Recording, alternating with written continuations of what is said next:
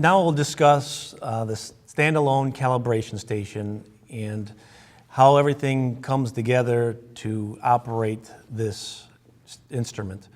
The instrument, as you see it here, the calibration station, is plugged in. It is receiving a source of power. There is an on-off switch on the back end of the calibration station. As I talk about it, I'll show how the cylinder of calibration gas is attached to the regulator, how the regulator is attached to the calibration station. I'll show also how when the unit calibrates, how the gas is exhausted out to somewhere where it can be vented. As you look at the calibration station, you'll see a series of buttons. And again, it's very important to understand that this works separate from a computer. Everything this unit does and sees is retained in the standalone calibration station, which then later can be retrieved with a flash drive that is included in the with the purchase of the unit that everybody should have received. Okay. As you look at the calibration station, I'll try to pull in now the different components. We have the cylinder calibration gas. We have what's called a demand flow regulator. There's no on-off switch to the demand flow regulator. It works off the pump of the calibration station. That is threaded on, hand tight. There is a smaller diameter Tygon tubing that is also included that then is inserted into the demand flow regulator. Okay.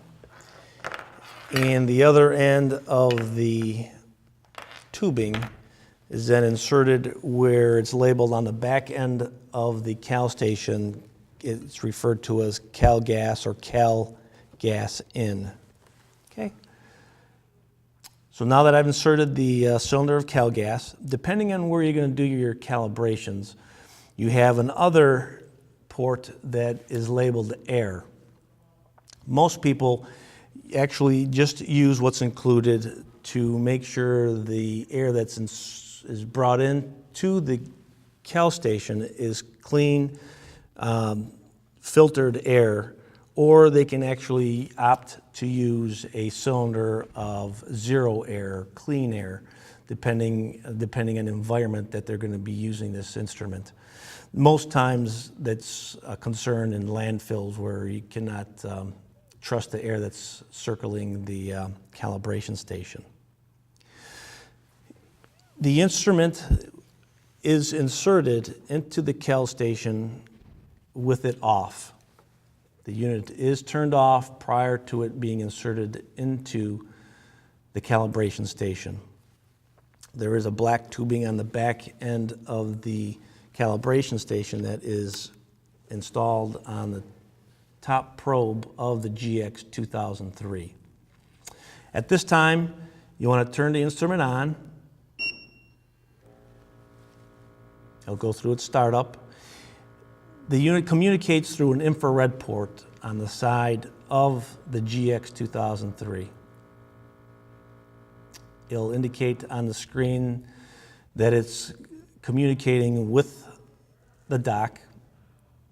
The unit also, it's real important to know that it is also not only a calibration station, but also works as a charger. So the unit can be left on this dock as well, and it will charge the instrument as the other charger will.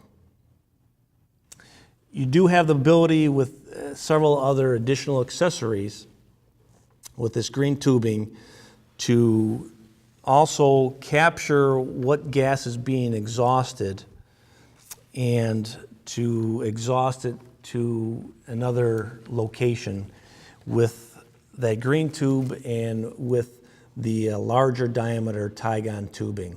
The larger diameter Tygon tubing is inserted on the back end, which then can be run to a different location to exhaust the calibration gas after it's calibrated the instrument. It's not necessary it be used. The gas that's within the cylinder itself is of low concentration, so some people opt not to use it, some people opt to use it. It's really a matter of how you set up in your areas to do calibrations. I'm going to remove it at this point just to have clear view of the calibration station itself.